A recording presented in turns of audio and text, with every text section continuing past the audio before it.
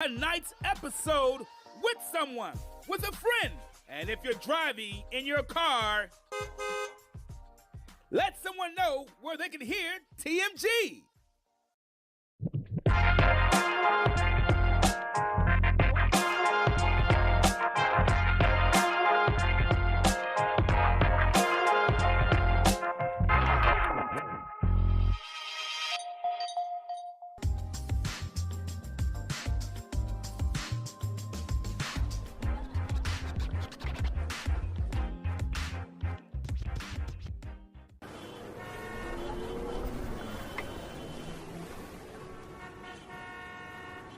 It's time for a new episode of TMG. Hi, everybody. Welcome to TMG. I'm your host, Travis Patton Sr. I enjoy discovering and sharing real-life moments of inspiration from everyday people. And this show is about finding moments of inspiration for our everyday lives. And look, and if you're going to tell me something, then tell me something good. Hi, everybody, and welcome to a brand new episode of TMG. I'm your host, Travis Patton Sr. Hey, look, guys, real quick, don't forget to visit our YouTube page. That's Tell Me Something Good with the capital T. And as always, I want to give a huge shout out to my biggest supporter, my biggest fan, my lovely wife, Nicole. Hey, girl, how you doing? I know you're watching. I know you're listening. Guys, listen, in a very short time, this show has really taken off. And it's being heard in places all around the globe. Yeah, places like in Egypt, in Thailand, and Switzerland, just to name a few. So to everybody that's watching and listening all around the world, thank you for streaming in to TMG. Guys, if this is your very first time tuning in, your very first time hearing my voice, let me take this time in this moment to tell you thank you for being part of the show. I'm glad of that. And whether you heard us by accident or someone invited you to watch the show, either way, guess what? I'm glad. Now, you say, Travis, hold on, man. I've been watching your show for 3 years. I've been listening to you for 3 years, man. I ain't gone nowhere. Thank you so much for tuning in and your consistency. I really appreciate it. Guys, we're going to have another amazing show tonight. We have a special guest who's going to join us, shed some light on some things. Before we do, guys, you know how they got to do it. Got to get some things taken care of, get some stuff out the way. Now, everybody knows that this show is all about finding moments of inspiration with everyday people, like with you and like with me. So if you have an inspiring story that you would like to tell and come on the show, drop us an email. That's TELL, me something 21 at gmail.com. And tell me, Travis, don't want to come on the show, but I do know someone who has an inspiring story. Well, guys, drop us their information, and we'd be happy to reach out to them. And guess what? You can even remain anonymous if you'd like, so you don't have to come on the show. Guys, I'm going to play some information by our affiliate sponsors. We have some great affiliate sponsors here at TMG, Tell Me Something Good podcast. And I want you guys to visit our sponsors. The special link for our sponsors will be in the chat. Visit those sponsors. After that, we're going to dive into this show because it's going to be good. Walmart is a proud associate sponsor of TMG Tell Me Something Good podcast. Please use the special link bit.ly/Tell Me Something Good and visit our sponsor. Remember, I may earn a commission when you buy through this link. Fanatics is the place to go for all of your officially licensed sports gear from your favorite sports and sports teams. Use the special link bit.ly/Fanatics tell me something 21 and pay a visit to our sponsor today. Remember, I may earn a commission when you buy through this link. And by Mint Mobile. Sign up and find the cellular plan that's right for you. Use the special link bit.ly/tell me something mint and visit our sponsor. Remember, I may earn a commission when you buy through this link. There it is, guys. Please visit one of our affiliate sponsors. The special links will be in the chat. Guys, if you did not catch tonight's episode is entitled Priceless. Yeah, tonight's episode, guys, is entitled Priceless. Guys, I want to put something up real quick, and I want you to tell me if you recognize what it is that I'm putting up. Can you tell me what this is that you see falling to the ground?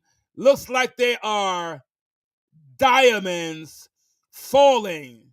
Diamonds, and many people can recognize diamonds when they are falling. And yeah, but a lot of times people can't really recognize diamonds face to face, because when diamonds are freshly mined and they come out of the mine, they don't look like what we think they look like.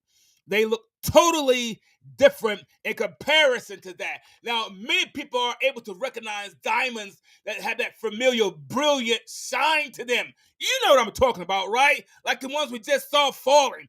The ones that are usually in a diamond ring or a diamond necklace. So you know what I mean? The ones we may most familiar with seeing in rings and other jewelry. The diamonds that sparkle and catches everybody's eye. Those are the kind of diamonds most of us recognize. But there's some diamonds we kind of just don't recognize, and they are still priceless. The diamonds that sparkle. But did you know that the diamonds that get dug fresh from the earth don't resemble anything like we may be used to seeing? They're like the ones that we see, like a big rock of coal, and we wonder, like, is that a diamond? And it absolutely is. But did you know that diamonds, when they come to Earth, they don't resemble anything like we're used to seeing, and they are called raw diamonds. That's right, they're called raw diamonds. They're not raw because they have little value, but they are raw because they are untouched. That's right. That's why they call them diamonds raw. Our guest tonight, TWANA LAWLER, she will be sharing and showing that no matter which stage of the process you have to survive, you are still priceless. Listen, guys, she's amazing. She is a motivational speaker. She is a screenwriter. That means she writes movies, guys. That's what that means. She's a screenwriter, a playwright, a poet, a songwriter who creates riveting truths about love, life, and relationships. Guys, I want you to give a huge TMG welcome to TWANA LAWLER. TWANA, how you doing? I'm good. How about yourself? Me? Are you kidding me? I'm doing fantastic. It's glad to have you here today. Thank you. I'm happy to be here. Woo! Guys, I'm so excited to jump into this and get with your story and get with this episode. Guys, you're gonna love this, man. You really are.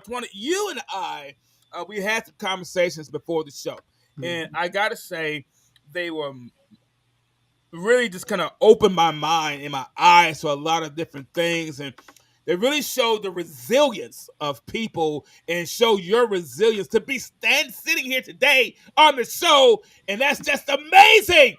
It's an honor to have you a part of the show today. Now, we've done some talking before the show, and it was just encouraging. If you will, please let the audience know just a little bit about you, if you don't mind. Well, you told the gist of it that I am a poet, playwright, gospel songwriter, a motivational speaker, and on top of that, I'm an AIDS survivor, and that's the most important thing. So That's pretty much it. Uh, all I do is write a lot. I just sit and write when I'm not working. I sit and write all the time. So, if whether it's Wow. poems or on a play, and I'm working on a movie now, and I meant to tell you about my Whoa, life, whoa. What movie you working on? a true story. Guys, I told you she's good. She's working on a movie even as we speak, Tawana. How long you been working on Ooh, for a few months. My daughter it? told me one day, she called me, and had the night before I had a dream. Uh-huh. In that dream, I kept hearing "no holds barred, no holds barred," and it was Mm. yelling at me. Like first it was kind of low, then it get medium, then it got real loud, and I heard and woke up. And then I asked the Lord, I said, "Were you talking to me?" He said, "Yeah." I said, "Was that a title?" And he said, "Yeah." So I'm thinking it was a title for a book. But then Uh-huh. my daughter called and said, the Lord told her it's time for me to start working on the book about my life. So then I started doing it. So about 3 months, and I've been working off and on it because I'm doing some other stuff too, trying to get in some contests and stuff. So So you've been kind of busy. yeah, That's what I keep hearing. yeah, I try to keep busy. That's amazing that you are staying as busy, or because I know your schedule is demanding. I know you do quite a bit, and I know you don't just sit around on your fingers and your hands and thumb your nails and say, "Oh well, oh well." So I know you stay quite busy. So thank you so much for being here. This is absolutely amazing. Um, Josh, I don't even know where to start. It's so much to unpack. When we talked, you mentioned that something kind of tragic happened to you. Your story, everybody, and I say this to everybody. This the show. Part of the show says it's about finding moments of inspiration in our everyday lives. Everybody's everyday life is completely different. Mhm. Everybody's everyday life is different. Nobody's everyday life looks the same, right? And I wanted to know what is what's your story. So we got to figure out and dig into this about what your story is, Tawana. So when we talk, you mentioned something kind of tragic that happened to you. That had a life changing effect. As a matter of fact, um, please, briefly, if you don't mind, share it with our audience what it was and what happened as a result of this horrific incident. So many horrific incidents happen. So I don't know which one. Okay, let's start with the one about the 10 years. Okay, Let's start with that one. okay. I had relocated from Louisville, Kentucky, to California, and I had custody of 5 of my grandkids. And it was myself, the grandkids, and one of my daughters and her daughter. We was there for about a year, and I started getting sick. And we lived in Sacramento, and I didn't know why. And so I didn't do anything. I would just take I would drink tea. That's what I would do. I would drink a lot of tea, a lot of green tea, and I'm trying to do whatever to make me feel so I can feel better. But then we end up moving to LA County, and that's when they told me they think it's bladder. But first he said he thought it was kidney disease, and so come found out it wasn't that. And then I moved to Northern California, and that's where I found out what it was. After I was diagnosed with lupus too, then I went to a lady doctor, and she said, uh, "Your symptoms sound like HIV." Oh, wow. And I said to her, because I had been celibate for 10 years. So Right, I right, said to her, there's no way I can have that because I was uneducated about the disease as well. So I was like, there is no way. And she said, I said, I've been celibate for 10 years. She said, it doesn't matter. And she said, can I test you? And I said, yeah, it's going to come back. I'm okay. It's going to come back that I'm okay.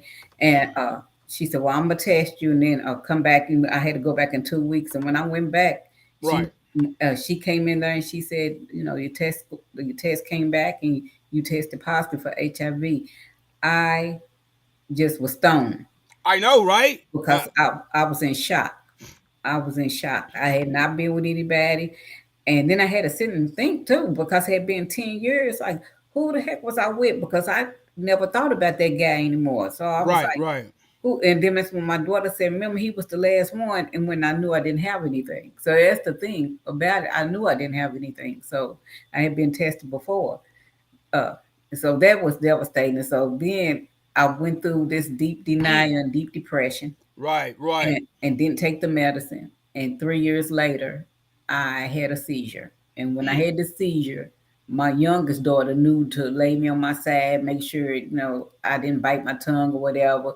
So she knew to do in that. And then when my other daughter is the one who called 911, and they came and got me. And I had to stay in the hospital. And then I didn't. When I woke up, my daughters were standing over me, and I didn't know who they were. And they were kind of shocked that I didn't know who they were, because I was like, "Who are you all?" And that's when I was diagnosed with AIDS and dementia. And then when I went to the doctor, they said AIDS, dementia, 2 weeks to live. And Wow. my viral load was like over 1 million. So that's Good really, really grief. high.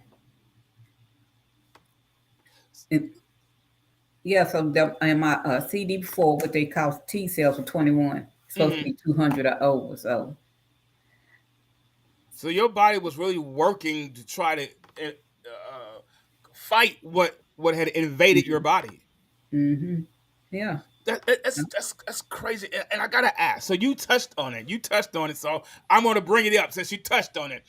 Um, what was kind of going through your mind, or can you tell us what was going through your mind? Some of the things that you were thinking. You said I was in denial. I can't believe I didn't take any medicine. Got depressed. Were you angry or bitter? What was Uh, kind of you were feeling? I wasn't angry. I Hmm. was in the beginning. I was angry at the guy. I was angry Okay. at the guy in the beginning, but I wasn't really angry because at this point, I might have been through so much. So I was like, either I'm gonna fight this or I'm just Mm, gonna throw in the towel. But I done fought everything else and made it right. through. So, and my daughters kept talking to me and stuff. And if it wasn't for them, I wouldn't be here today, because that's how bad, how depressed I was. And then I started thinking, if I had a gun, which I don't even buy guns, I was like, if I had one, I would do what my father did to himself. So I started thinking that, like, all kind of stuff was going through my mind. Like, I just didn't want to face it. I didn't want my mother to Hmm. know. I didn't want my brothers to know. So, I didn't want my family members to know until I was ready to tell people. Right. And On that, your terms. yeah, on Right. my terms. And then we didn't end up doing that when I was ready to tell, because I had to be ready to. It was hard saying that, like I'm telling you now. In the beginning, it was hard doing this. Oh, I bust I out can crying and everything. I Yeah, can't even imagine what it was like to gather your family together, not for a family luncheon or a dinner, but to have this type of conversation yeah. with them and let them know what was going on with you, and then how you can and how it came about. So that had to be a tough conversation, Hmm. not just for you to say it, but for to hear you say those things. So that had to Yeah, extremely be tough for everybody. yeah. And and the thing about it is that my daughters, they the ones kept talking to me and was like, and encouraging me, because Mm, I done lost it all now, because at this when I had, because along with the AIDS, I had dementia. So with the dementia, I didn't know how to do right. anything. They had to take care of me, so they was my caregivers, and they was changing the pens. I couldn't control my bowels. Mm, I mm, couldn't do anything. I couldn't take care of myself. I couldn't take care of them kids, so they had to go back to their moms right, right. house, because I couldn't go back home. I was in Louisville because I couldn't take care of them. How could I? I couldn't even write. I couldn't write. I couldn't feed myself. I couldn't dress myself or anything. My daughters did all that. They bathed me. They combed my hair. They brushed my teeth. They did everything. Tied my shoes and everything. Oh wow! So they were your complete. So you were completely dependent upon them for your complete care, Yeah, just like everyday care. yeah, yeah. And, Wow! and they did it. And not only that, Travis, my daughter said, my doctor, they threw in the towel. They was like, because I was like steadily diminishing. And so Right, they threw in the towel, said, there's nothing else we can do, put in hospice or nursing home. right. My daughter said, I told them no, my mom was too faithful. She ain't going nowhere. She gonna stay here and we gonna take her until she got better. And I got better. Still How lo- walking and everything. how long ago was that, Twana? I was diagnosed with HIV in 2010. And then so and that was 10 years, and I had been celibate for 10 years, and that's when I was diagnosed. So then 2013 is when I was diagnosed with AIDS, and Mhm. I got better really fast. I'm telling you, the doctor put me on a showcase. You know, I was sitting on the table. Oh wow. Yeah, because they was like the nurse and the registered nurse, a caseworker, so many people came in that room and hugged me and stuff and said, "Congratulations." I'm like, "For what?" And they said I wasn't even supposed to be here. So Wow. they didn't know how I came back. Wow. But you know how you came back. Yes. Mm. Guys, Nobody but God. Nobody but. when we talk about the title of the show, guys, we talk about being priceless. And we talk about um things being very priceless and people being priceless. We have to understand, guys, that this story is priceless. Twana, you're absolutely priceless. And guys, she's not even telling you all of some of the things that she had to deal with. We're going to unpack some of it, guys. Don't go nowhere. I promise you. We're going to unpack some more. I know some of you right now. Thank you, everybody, for tuning in. Thank you for streaming. Come on in. Come on in. We got a good one. And I know we're going to unpack some more of this, guys, and let you see it. And you can be like, oh my gosh, I can't believe that, Travis. And I'm telling you, we're going to unpack some more of this. Um, so, Tawana, apart from what you just talked about, what we just discussed, apart from being diagnosed with AIDS, and you told us some of the things that you went through. So, apart from being diagnosed with that, there was literally something else. There was something else that occurred that I'm sure impacted your self worth as well. What happened surrounding a date? What happened around that? It was a guy that I was dating, Mm-hmm. and one of his friends, I think was a relative, a cousin or something. And we all went over to his apartment, and we were sitting there. We was drinking beer and stuff because that's when I used to drink. Don't drink anymore. That's when I used to drink. And he, uh, I had to use the bathroom. But Mm-hmm. before I left, the guy kept on trying to hit on me. He Right. kept saying little stuff like, "You nice looking, you sexy." He kept saying stuff, and I was like, "No, I'm not like that." And so I was trying to figure out what were they up to, because the guy, he never corrected the other guy. Tell him to Oh respect her. wow. He never said anything. He was up there laughing at the stuff he was saying and stuff. So I went to the bathroom. When I came back, I didn't drink the beer at first because I really didn't even want it. I was tired for real. So then next thing they was like, drink your beer because it's more and stuff. So I started drinking and stuff. Next thing I know, I'm feeling like real Woozy. real woozy and tired. Mm-hmm. And then Mm-hmm. he said, the guy, his name was Michael, he said, "You go back there to the bed, get in the bed, and take your clothes off." But I didn't take my clothes off because I wasn't going to take my clothes off while that guy was in there. So I didn't take Right. my Right. clothes off. So next thing I know, I wakes up and the guy, Michael's behind me, and my clothes are all off of me. So I don't know how they got off, but they had to do it because I was like really, really knocked out. And when I woke up, he was trying to put his penis in my mouth, and I just smacked him, and then I started swinging, and that's all I remember. I don't remember how I got home. I don't remember if they did. I think he ended up touching me. I think both of them ended up doing something to me, but Mm-hmm. and that really, really, I was already drinking because of the sexual assault 10 years prior. So Right. Right. thinking that was going, cover up that pain. So that made me just drink worse, heavier. Wow. Yeah. Wow. Guys, sexual assault is no joke. It's a very serious matter.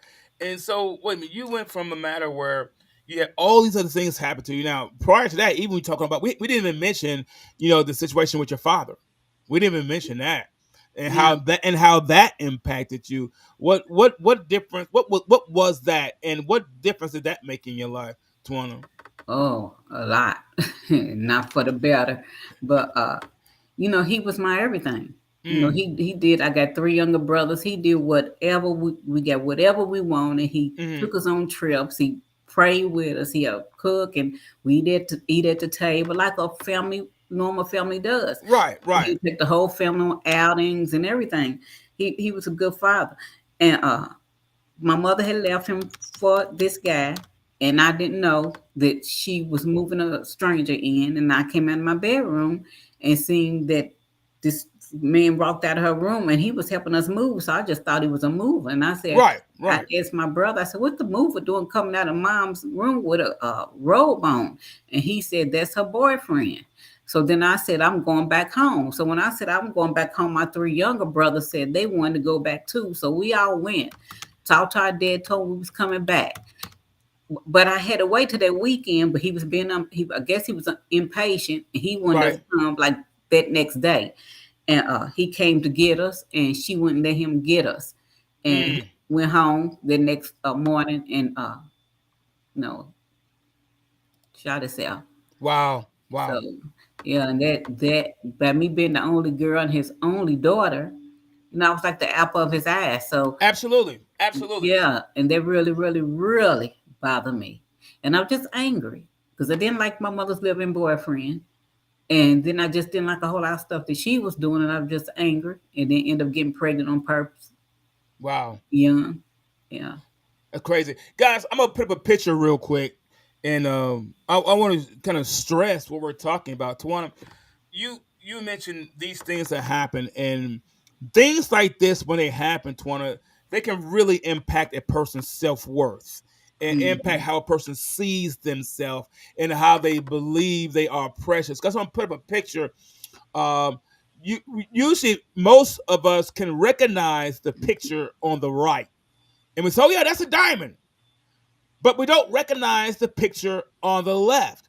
The picture on the left is actually the picture on the right. It's what happens. Wow. What occurs before it gets touched, before it goes through a process. And the one on the left is what they call a raw diamond. Raw does not mean that it has little or no value. It means it has not been touched. It's just in a different stage of the process. And a lot of people that we meet, they look like what's on the left. They look like what's on the left, and we can't recognize their value. And a lot of times we'll see ourselves as what's on the left and don't even realize that we're actually more valuable than what's on the right. Raw diamonds are actually more valuable than something that has been processed because it still contains all the original parts of it. It's also the reason it's still more valuable is because every facet of that diamond is unique. Everything on the right hand side is unique. The difference between a raw diamond and a polished diamond has to do with where it is in the process. It does not mean the raw diamond is less valuable. As a matter of fact, as I said, a raw diamond is more valuable in the dirt than a polished one. Since raw diamonds are not cut and polished and left in their natural state, get this, guys, every stone is unique. Everything is unique. Once they cut it and polish it, all you have is that one stone. But as long as it looks like what's on the left, everything about what's on the left is unique about it. Every corner, every cut, every rock, every crevice, everything that looks disfigured is completely unique. And Tawana, you've been sharing some stuff with us that it says, man, your life has been disfigured. It's been bumpy. It's been rocky. But I'm here to say, Tawana, you're priceless. Thank you. And everybody that's listening, that's watching, let me tell you something. Things may have occurred in your life. You have made some poor choices and some bad decisions, but it does not mean you are not valuable. It does not mean that you have no value. I know something and somebody told you that you were worthless. I know there's some thoughts in your mind that's telling you that you're not good for anything. But you are mistaken. You are just like the diamond on the left. You might be bumpy. You might not be shaped like everybody else. You might not have that shine like everybody else. But there is something about you that is unique. There is something about you that they can't touch. No matter how long you've been around, you are priceless. Whatever has been telling you that you are not important and that you no longer matter has simply not been true. And whatever may have happened to impact you, the way you see yourselves, the way we see ourselves in life, guys, is simply not accurate. It's just not accurate, Twana. And your story and you're a testament to that. You're sitting here today. They gave you 2 weeks 10 years ago. 2 weeks 10 years ago. And here you are, like a diamond. You're shining. You're unique. You're looking good. And you absolutely, if you look at those two pictures, and you look at the one on the left, and then you look at the one on the right doesn't look anything like what's on the left. You can't even tell it been through something.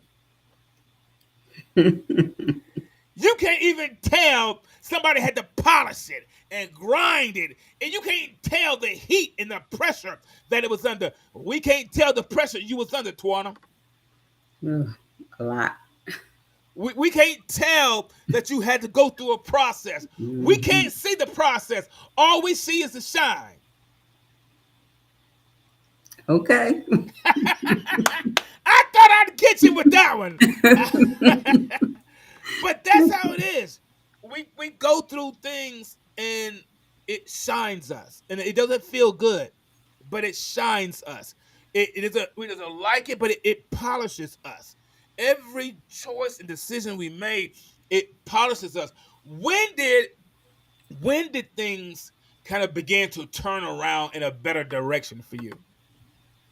When I heard uh, the Lord's voice, this I had just had surgery, and I was laying in my bed, and I had staples in my stomach, so I was laying in the bed crying out to Jesus to take the pain away. But the whole time I'm saying to myself, and I said it to the Lord too. I said, I know I'm a heathen, and I go to church, and I drink beer, and I smoke cigarettes, and I party, and then I'm right around with my car with the praying hands on it and everything. And I, once I said that, he spoke to me. He whispered in my ear and said, "Everything's gonna be okay. Everything's gonna be all right." And then when the pain did go away, and it was when I opened up my eyes, it was a light. The room was lit, and then it just started kind of dissipating, disappearing a little bit. And so I got the pain went away, and I went to my computer and started writing those poems, and been writing them ever since. Wow. Yeah. Wow. So you kind of had this epiphany, this kind of like, hey, I need to do something different than what Yeah. I'm doing now. And she said she reached out on her faith. She depended on her faith. And guys, let me help you out. Whether you believe the way she believes or not, that's not important here. What's important is the fact that she realized it took something more than what she could do. Mm-hmm. It took Mm-hmm. more than what she could Mm-hmm. do. Remember, she said she was in the bed with staples in her stomach in pain. So that means already tells you right there it was beyond her control. Have you ever, I'm just going to ask the audience this because I know you're listening, guys. Have you ever had a situation or an occurrence that was beyond your control? I know. Things happen all the time. Things happen that they are beyond your control. And no matter what you decide to do, there comes a time when you just have to do what you have to do and get that relief. So you begin to pray and say, God, help me. And you felt him to begin to talk to you, and things begin to happen. Things begin to turn around for you. Yeah, for the time being. Oh, see that was my next question. See, you read my mind. You knew what I was about to ask you. You knew that. Was it an overnight thing, or was it something that took some time to happen, or what? uh, the guy. Yeah, was it over when you asked God to help you? Was it an overnight thing when things turned Uh, around, or uh, did it take some time? oh no, it was like right then and there because when I asked him to do it, and he did it, he took the pain away. Wow. And then I got up and went to the computer. And then my daughter said, one of my daughters, her name is Tanya. She would come over to see me every day. She was pregnant with her. Well, her daughter's grown now, but she was pregnant with her, and she would come and see me all like almost every day when I get out from work. So Uh-huh. she said one day she came over there. She said, "Mama, I came over here," she said, "and I will see you on the computer every day writing poems, writing your poems." She said, "You look like you were so much in peace." She said she went home and prayed to God and said, "Could you please give me just a little piece of the peace you gave my mama?" And Wow. now she had spiritual dreams and everything. They be coming true too. Wow. So your when you stepped out on faith, it encouraged someone else to step out on faith, Hmm. and so now she's kind of wow. Yeah, So your life became a testament to your daughter. yeah. And she's like my armor bearer for real. She is. She been by my side like all the time. Wow. Yeah. Wow. That's got to make you feel good though, right? That's got to make Yeah, you feel good. because I was going through a whole lot when I had to step up and get my grandkids.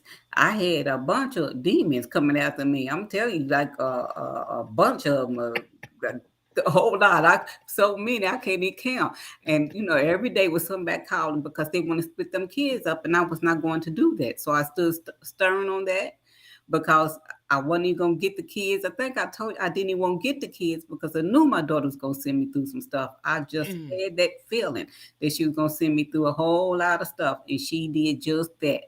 Did just that. She didn't do nothing, Travis, to get the kids back now. She's supposed to went to the classes. She's supposed to Uh-huh. did nothing, and they gave me permanent custody.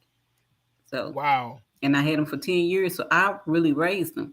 So I had them for 10 years, but they got So mad at me because they had to go back. you were a mom to them. Yeah. Wow. The youngest is going on 19, and that's what she used to call me, and I would have to tell her because she was 3 months old when I got her. Oh yeah, you definitely her mom to her. Yeah, and that's what she tell me all the time. She said, "You still, they call me Ganna," and she said, "You my Ganna, but you my mother before anything." That's right. Yeah.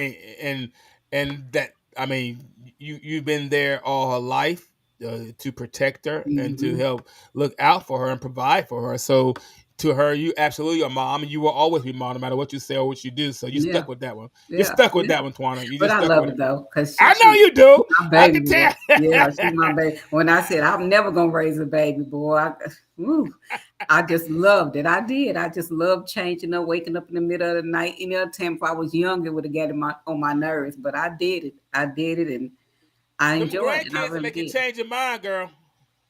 Huh? Them grandkids will make you change your Yes, they mind. will. They the only ones can do that too. I tell people they the only ones can do that because it's something about them grandkids. We have my wife and I have one. And man, I know that he's a boy. He's our first one. He's our only one right he's now. spoiled. And yeah, so you already know. I'm gonna have to go into He's spoiled. He's a boy too. and you already know exactly. You Yeah, already ain't know. gonna be like a grandparent. Then I'm a great grandmother. I have a great grandson. That's my baby. Yeah, He's 3 years old. see, mess with Yeah, him if you want to. She coming. yeah, that is my baby. Then any other time I would be like a great grandmother. I won't be no great grandmother, but I was happy. I I know, was happy right? because she was grown. She wasn't no teenager. I got all granddaughters, Travis. 7 granddaughters and one Oh my grandson. gosh! Yeah. All right, let me ask you a question. So you're writing these poems and all these different things, and you started. So you said you're looking to get into some contests. Now I gotta ask you this. I know some of the stuff you do, and I've seen some of it. How did in the world did you begin writing plays and for movies? How did you begin being a playwright and a screenwriter? How did that even start? Because after I was writing the poems, and I told my daughter, I said, I'm going to train myself how to write a play. And Okay. I had to research it because you have to measure it a certain type of way. And Right. I did, and then I wrote one and entered in a contest, and it was it made three, got to three. So Awesome. that's Father, Son, and Holy Spirit. That's all the confirmation you needed. Yeah, that's the only. Yes, you're right. That is the only. And I said, oh, I got it. And so then I wrote a movie, and that's when I wrote that movie I told you about the Right. stove. And then I seen it in the Walmart. But I wrote that movie, and then I didn't do anything else because I lived in Louisville when I did that. But then when I moved to California, that's when I got heard from the guy who Dan Garcia. That's who I wrote the three movies for. I wrote more than three movies. I wrote like 4 or 5 because Wow. I was finishing them like 2 weeks. I can't do that now, but I was finished with the kids running around making noise, throwing stuff in the background. Now they wasn't doing all that because they was very well when they was with their grandmother. They knew better. Grandma don't play it. Yeah, So they grandma don't was, play. Grandma don't play. yeah, too many of them. They had to be like you sit, go in the line. You had to do everything proper. And yes, ma'am, no, ma'am. They had to do everything because that was and they had Jesus because we went to church. So we instilled Jesus. And my daughter even had a Bible study, her own Bible study. My grown daughter was having a Bible study, but yeah, it was hard, but I got Tanya helped me. So, and she the one. That's what I was gonna tell you. She the one said, "Mama, go ahead and take them." She Mm-hmm. said because you know, you're gonna end up regretting it because they're gonna put them in foster care. And that's what made me change my mind because I didn't want to go foster care and they be split up and all that. You know, some foster cares ain't good for you. So, and I'd rather for them to be with me. And I was praying that my daughter got herself together, but she did. She did. Wow. That story there is amazing, guys. Absolutely amazing. Again, guys, you're doing for other people what was done to you. You're priceless. You're showing your grandchildren how priceless they are by doing the things that you're doing. So your life just turned. You went from 2 weeks to live 10 years later. You're writing plays. You're writing movies. Um, you're doing so much, writing poems, gospel songwriter. Uh, you battled through a lot of different things. What kept you encouraged? The ability that I was able to write because the doctors kept me out on that too. They said if I got better, uh, if I don't pass, that I'm not gonna be the same. That because they were saying I was gonna still have dementia, and I wasn't gonna be the same, and I would never be able to write again. So now I love my gifts. I loved them at first, but now I love them. I adore them. I tell God thank you every time when I'm writing. I tell Him thank you, and I listen to gospel music as I'm writing because these gifts came from Him. It didn't come from anybody else. It came from Him. So, and I'm grateful for that because I love what I do. I really do. Wow, guys, that's absolutely amazing, Twana. I really love that. I'm gonna put up something here real quick. Let's see here. I'm just gonna put up your website. I know you're on social media, Twana. I know you Mhm. are. Where can they find you? Are you on Facebook, Instagram? Where can people find you? I'm on Facebook and Instagram. Uh, Instagram is Songwriter Plus, Okay. Songwriter Plus, and then it's another one. I got two Instagrams in Tawana the writer, Tawana then a dash, Tawana then like the little underscore, Tawana underscore. I think that's what it is. It's Tawana Lawler the writer. Don't worry, I'm gonna have it on the screen in a minute. Okay, yeah, because I can't remember that one. Yeah, Let me share. Let me share your website right here where everybody can see it. okay, There we go. Everybody's looking at your website right now. And I'm just gonna scroll through it. This is one of your plays, one of your plays right here, isn't it? yeah. Yep. They just turned them into movies. Oh wow. Incredible. Guys, look, we're looking at her stuff here. All this great stuff here on her website. Who is this? That's me.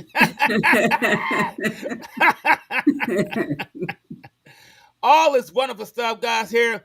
Home movies, season 8, Survivor Poetry, creative work, bookstore, more. Guys, she has a lot of stuff. I saw this. I watched that video. It was great. There's some books by her. So here it is. So you're doing some books, some writing. So she's doing some great things, guys. Visit her website. It's TWANA Lawler.net. TWANA Lawler, LAWLER.net. That is her website, guys. As you can see, she has lots of videos on here of stuff that she's done. Here's her email address here, guys. Right here. Info, INFO, at TWANA Lawler, LAWLER.net. Again, that's info at TWANA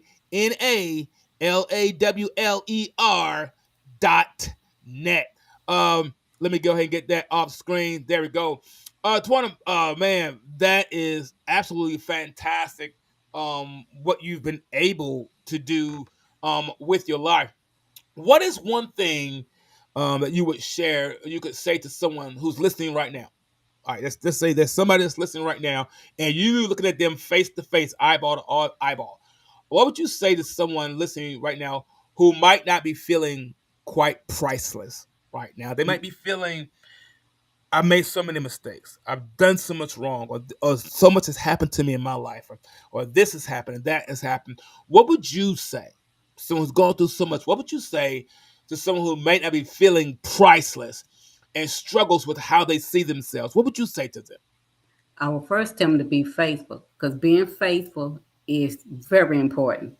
Because that's one thing I was the whole time. I was faithful. I never lost my faith, ever. I never wavered on the faith. I never straddled the fence about Jesus or none of that. And don't be quick to get angry. Because that's one thing. I got angry, and then I knew I had to apologize for me being angry.